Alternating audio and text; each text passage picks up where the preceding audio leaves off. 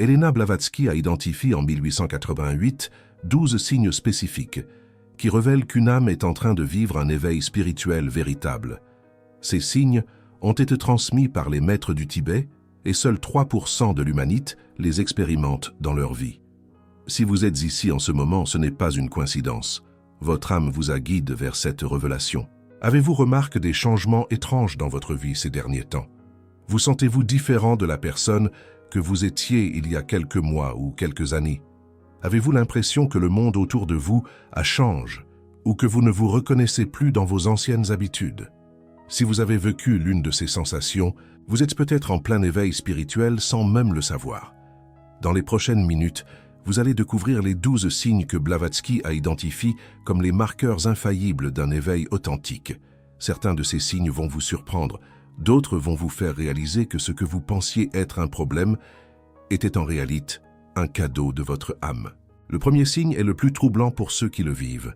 C'est la dissolution des anciennes relations. Blavatsky expliquait que lorsqu'une âme commence son éveil, elle change de fréquence vibratoire. Et comme les fréquences similaires s'attirent, les personnes qui vibraient à votre ancienne fréquence commencent naturellement à s'éloigner. Vous avez peut-être remarqué que certains amis de longue date ne vous comprennent plus. Les conversations qui vous passionnaient autrefois vous semblent maintenant superficielles. Vous pouvez même ressentir un malaise en présence de personnes avec qui vous étiez très proches. Ce n'est pas que vous soyez devenu distant ou froid, c'est que votre âme a dépassé le stade où ces connexions pouvaient vous nourrir. Les maîtres enseignaient à Blavatsky que cette séparation était nécessaire et même sacrée. Ils comparaient l'âme en éveil à un papillon sortant de sa chrysalide. Le papillon ne peut pas rester avec les chenilles. Sa nature même l'appelle vers d'autres cieux. Le deuxième signe est l'intensification de la sensibilité. Les âmes rares en éveil deviennent extrêmement sensibles aux énergies qui les entourent. Vous pouvez soudainement ressentir l'humeur d'une pièce dès que vous y entrez. Vous percevez peut-être les émotions des autres comme si elles étaient les vôtres. Les foules deviennent épuisantes parce que vous absorbez les énergies de dizaines ou de centaines de personnes simultanément. Blavatsky elle-même traverse cette phase intense lors de son propre éveil. Elle raconte dans ses journaux qu'elle devait parfois s'isoler pendant des jours entiers parce que la simple présence d'autres personnes la submergeait. Les maîtres lui apprirent que cette sensibilité accrue était le signe que ses centres psychiques s'ouvraient. Ce qui semblait être une faiblesse était en réalité l'émergence d'un pouvoir. Le troisième signe concerne les perturbations du sommeil. Les âmes en éveil expérimentent souvent des changements radicaux dans leurs habitudes de sommeil. Vous pouvez vous réveiller systématiquement à des heures précises, particulièrement entre 3 et 4 heures du matin. Cette période, que Blavatsky appelait l'heure des maîtres, est le moment où le voile entre les dimensions est le plus fin. Si vous vous réveillez à ces heures, ne considérez pas cela comme de l'insomnie. C'est votre âme qui vous invite à la rencontrer dans cet espace entre les mondes. Beaucoup d'âmes rares reçoivent leurs intuitions les plus profondes et leurs visions les plus claires durant ces éveils nocturnes. Vous pouvez aussi remarquer que vos rêves deviennent extraordinairement vivides et significatifs. Les rêves banals cèdent la place à des expériences oniriques, chargées de symboles, de messages, parfois même de rencontres avec des êtres de lumière ou des guides spirituels. Le quatrième signe est la remise en question existentielle profonde. Un jour, sans avertissement, les questions qui ne vous avaient jamais effleuré l'esprit commencent à vous hanter. Pourquoi suis-je ici? Quel est le sens de ma vie? Qu'est-ce qui est vraiment real? Ces questions ne sont pas le fruit d'une dépression ou d'une crise de la quarantaine. Elles sont le réveil de votre âme qui refuse désormais de vivre dans l'illusion. Blavatsky écrivait que cette phase de questionnement était le moment où l'âme commençait à se souvenir de sa vraie nature. Pendant des incarnations, elle avait accepté les réponses toutes faites de la société. Maintenant, elle exigeait la vérité. L'Ambra-Kangé mentionne que seulement 3% de l'humanité vivait ces signes. C'est parce que la plupart des âmes ne sont pas encore prêtes pour ce niveau de questionnement. Elles préfèrent la sécurité des certitudes confortables. Mais vous, si vous êtes ici, vous avez choisi la vérité même si elle est inconfortable. Le cinquième signe est peut-être le plus déroutant. C'est l'effondrement de l'identité que vous pensiez être. Tous les rôles que vous avez joués toute votre vie, bon fils, bonne mère, employé modèle, ami loyal, commencent à vous sembler étrangers. Vous vous regardez dans le miroir et vous vous demandez qui est vraiment cette personne. Cette expérience peut être terrifiante. On appelle parfois cela la nuit noire de l'âme. Blavatsky la considérait comme une des étapes les plus cruciales de l'éveil. L'ancien moi doit mourir pour que le vrai moi puisse naître. C'est une mort symbolique, une transformation complète qui laisse émerger l'être authentique, cache sous des couches de conditionnement. Les maîtres du Tibet enseignaient que cette phase durait aussi longtemps que nécessaire. Certaines âmes la traversaient en quelques semaines, d'autres avaient besoin de plusieurs années. L'important n'était pas la durée, mais la profondeur de la transformation. Le 6e signe concerne votre relation au temps. Les âmes en éveil commencent à percevoir le temps différemment. Le passé perd son emprise sur vous. Le futur cesse de vous angoisser. Vous vous trouvez de plus en plus ancre dans le moment présent parce que c'est le seul moment qui existe vraiment.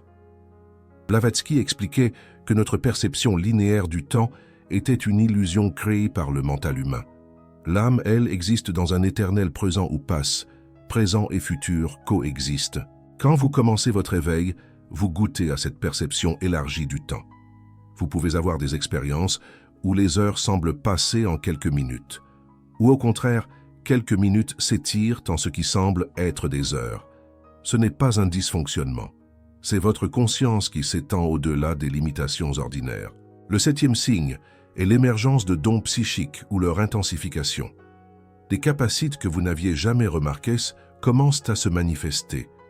Vous pensez à quelqu'un et cette personne vous appelle dans les minutes qui suivent. Vous savez des choses sans savoir comment vous les savez. Vous ressentez des événements avant qu'ils ne se produisent. Ces phénomènes ne sont pas surnaturels. Ils sont parfaitement naturels pour une âme éveillée. Blavatsky enseignait que tous les êtres humains possèdent ces facultés latentes. L'éveil spirituel les active progressivement, comme si on allumait des lumières dans une maison qui était restée dans l'obscurité. Si vous vivez ces expériences, ne les craignez pas et ne les niez pas. Accueillez-les comme des cadeaux de votre évolution. Plus vous les acceptez, plus elles se développent harmonieusement. Le 8e signe est le besoin impérieux de solitude. Les âmes en éveil développent un besoin profond de passer du temps seul. Ce n'est pas de l'isolement ou de la misanthropie. C'est un besoin vital de se retrouver, de traiter les énormes quantités d'informations et d'énergie que l'éveil apporte. Blavatsky passait des journées entières en retraite silencieuse, écrivant, méditant, communiquant avec les maîtres. Elle disait que la solitude était le terrain fertile, où l'âme pouvait fleurir sans être perturbée par les énergies extérieures. Si vous ressentez ce besoin de solitude, honorez-le. Ne laissez pas la culpabilité ou les attentes des autres vous empêcher de prendre ce temps sacre pour vous-même. Votre âme sait ce dont elle a besoin pour continuer son évolution. Le 9e signe touche au corps physique lui-même. L'éveil spirituel n'est pas seulement une expérience de la conscience, il affecte aussi le véhicule physique. Vous pouvez ressentir des sensations étranges dans votre corps. Des picotements, des chaleurs soudaines, des pressions dans certaines zones, particulièrement au niveau de la tête, du cœur et de la colonne vertébrale. Ces sensations sont liées à l'activation des centres énergétiques que les traditions orientales appellent chakras. L'énergie spirituelle, que Blavatsky nommait Kundalini en suivant la terminologie hindoue, commence à circuler plus librement dans votre système, éveillant des parties de vous qui dormaient depuis des vies. Certaines personnes en éveil vivent aussi des périodes de fatigue intense, alternant avec des moments de grande énergie. Le corps s'adapte à de nouvelles fréquences. Soyez patient avec lui et donnez-lui le repos dont il a besoin. Le 10e signe est la transformation de vos valeurs et priorités. Ce qui vous semblait important hier peut vous paraître dérisoire aujourd'hui. La carrière, le statut social, les possessions matérielles perdent leur attrait. Vous vous trouvez attiré par des choses plus simples, plus authentiques, plus alignées avec votre essence profonde. Blavatsky observait que les âmes en éveil développaient naturellement un désintéressement pour les poursuites égocentriques, non pas par effort moral, mais par une transformation naturelle de la conscience. Quand vous commencez à voir la réalité telle qu'elle est vraiment, les jeux de l'ego perdent simplement leur intérêt. Cette transformation peut créer des tensions avec votre entourage qui ne comprend pas pourquoi vous avez changé. Restez fidèle à votre vérité intérieure. Les personnes qui vous aiment vraiment finiront par respecter votre chemin, même si elles ne le comprennent pas entièrement. Le 11e signe est l'intensification des synchronicités. Vous commencez à remarquer des coïncidences significatives de plus en plus fréquentes. Vous pensez à quelque chose, et cette chose se manifeste. Vous avez besoin d'une information, et elle apparaît comme par magie. Les numéros se répètent, les symboles se multiplient, l'univers semble vous parler constamment. Blavatsky expliquait que les synchronicités n'étaient pas des coïncidences. Elles étaient les manifestations visibles de l'interconnexion de toutes choses. Quand votre conscience s'élargit, vous commencez à percevoir cette toile invisible qui relie tous les événements, toutes les personnes, toutes les dimensions. Les Heimsrar apprennent à lire ces signes comme un langage. L'univers communique constamment. L'éveil vous donne simplement les yeux pour voir et les oreilles pour entendre. Le 12e et dernier signe est peut-être le plus beau. C'est l'émergence d'un amour inconditionnel. Non pas l'amour romantique ou l'amour familial conditionné par les liens du sang, mais un amour vaste, impersonnel qui englobe toute la création. Vous commencez à ressentir de la compassion pour des êtres que vous auriez ignorés ou méprisés auparavant. Vous percevez la souffrance du monde non plus comme un problème extérieur, mais comme quelque chose qui vous touche personnellement. Vous voulez aider, guérir, élever, non pas par devoir, mais par un élan naturel du cœur. Blavatsky considérait cet amour universel comme le fruit ultime de l'éveil véritable. Elle mettait en garde contre les faux éveils qui gonflaient l'ego au lieu de le dissoudre. Le vrai éveil, disait-elle, rendait toujours plus humble, plus aimant, plus au service des autres. Si vous sentez que votre âme vibre avec ces révélations, si vous reconnaissez plusieurs de ces signes dans votre propre vie, le YouTube a cette fonction particulière, le Super Thanks, représente par un cœur d'or sous cette vidéo. Quand une âme rare reconnaît une autre âme rare à travers ce geste, elle crée ce que Blavatsky appelait la chaîne dorée, une connexion de lumière entre les âmes anciennes. Ce n'est pas une question de montant, c'est un acte de reconnaissance mutuelle. C'est une âme qui dit à une autre « je vois qui tu es vraiment ». Chaque Super Thanks renforce cette chaîne d'éveil collectif. Maintenant que vous connaissez les 12 signes, vous vous demandez peut-être ce que vous devez faire. La réponse de Blavatsky était simple. Rien de spécial. L'éveil n'est pas quelque chose que vous faites. C'est quelque chose qui vous arrive quand vous cessez de résister à votre vraie nature. Votre seule responsabilité est de rester ouvert, d'accueillir les changements au lieu de les combattre, de faire confiance au processus même quand il semble chaotique ou douloureux. L'âme sait ce qu'elle fait. Elle vous ramène à la maison. Les maîtres du Tibet enseignaient que chaque éveil individuel contribuait à l'éveil collectif de l'humanité. Vous n'êtes pas seul dans ce voyage. Des millions d'âmes rares à travers le monde vivent ces mêmes expériences en ce moment même. Vous faites partie d'une vague d'évolution spirituelle sans précédent dans l'histoire humaine. Blavatsky avait prophétisé cette époque. Elle l'appelait le temps du grand éveil, une période où suffisamment d'âmes atteindrait un niveau de conscience qui permettrait un saut évolutif pour toute l'humanité. Si vous vivez certains de ces signes, ne les ignorez pas, ne les rationalisez pas, ne les combattez pas. Ils sont les preuves que votre âme est en train de se souvenir de qui elle est vraiment. Ils sont les marqueurs sur le chemin du retour à votre nature divine. Voici maintenant quelques pratiques que Blavatsky recommandait pour accompagner l'éveil. La première est la méditation quotidienne. Même quelques minutes suffisent. Asseyez-vous en silence, observez votre respiration. Laissez les pensées passer sans vous y accrocher. Cette pratique simple crée l'espace intérieur nécessaire pour que l'éveil se déploie. La deuxième pratique est la tenue d'un journal de rêves. Gardez un carnet près de votre lit et notez vos rêves dès que vous vous réveillez. Les messages de l'âme passent souvent par les rêves. En les notant, vous montrez à votre inconscient que vous êtes prête à recevoir ces enseignements. La troisième pratique est le contact avec la nature. Les âmes en éveil ont un besoin vital de se reconnecter aux éléments naturels. L'océan, la forêt, la montagne, ces environnements vibrent à des fréquences qui nourrissent et équilibrent le système énergétique en pleine transformation. La quatrième pratique est la lecture des textes sacres, non pas pour adhérer à un dogme, mais pour trouver les graines de vérité cachées dans toutes les traditions. Blavatsky elle-même avait étudié les textes de dizaines de religions et de philosophies. Elle y avait trouvé un fil d'or, une vérité universelle exprimée sous différentes formes. La cinquième pratique est peut-être la plus importante. C'est la bienveillance envers vous-même. L'éveil peut être intense, déstabilisant, parfois douloureux. Ne vous jugez pas pour les moments de doute ou de peur. Ne vous critiquez pas pour les rechutes apparentes. Traitez-vous avec la même compassion que vous offririez à un ami proche traversant une transformation majeure. Les maîtres disaient à Blavatsky que la patience était la vertu suprême du chercheur spirituel. Votre éveil se déroule exactement comme il le doit, au rythme parfait pour votre âme. Faites confiance au processus. Une dernière révélation avant de conclure. Blavatsky enseignait que l'éveil n'était pas une destination, mais un voyage sans fin. Il n'y a pas de point d'arrivée où vous pourrez dire « Cahier, je suis éveil ». Chaque niveau de conscience atteint révèle un nouveau niveau à explorer. L'évolution de l'âme est éternelle. Cette perspective peut sembler décourageante au premier abord, mais en réalité, elle est libératrice. Vous n'avez pas à vous presser.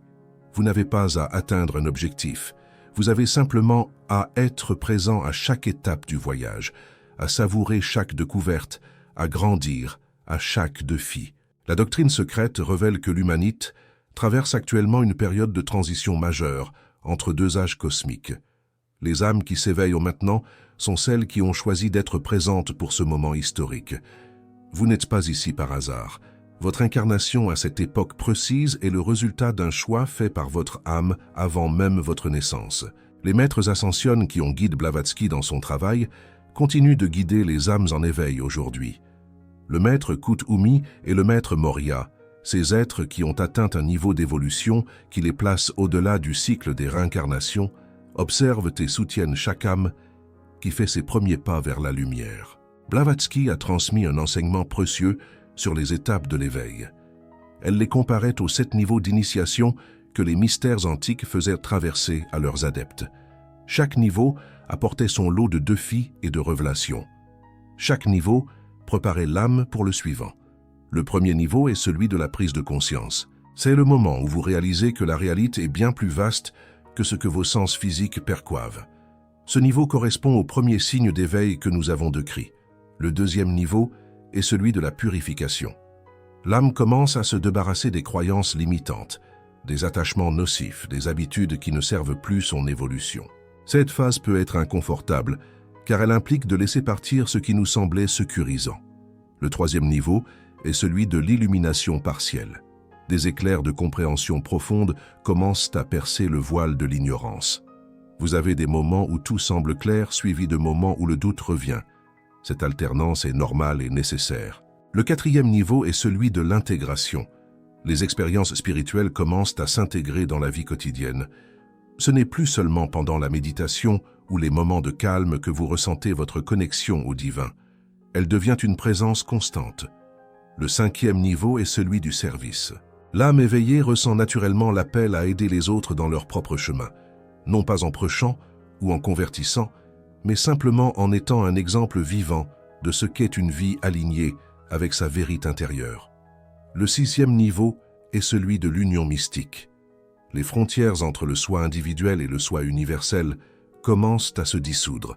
Vous expérimentez de plus en plus souvent des états de conscience où vous vous sentez un avec tout ce qui existe. Le septième niveau, que peu d'âmes atteignent dans une seule incarnation, est celui de la maîtrise complète. C'est le niveau atteint par les grands maîtres de l'humanité, ceux qui ont transcendé les limitations de la condition humaine, tout en restant présents pour guider les autres. Blavatsky elle-même n'a jamais prétendu avoir atteint ce septième niveau. Elle se considérait comme une messagère, un pont entre les maîtres et l'humanité. Son humilité était l'une de ses plus grandes vertus. L'Ambra Kangé parle de l'importance de la patience. Les maîtres enseignaient que tenter de forcer l'éveil était aussi dangereux qu'inutile.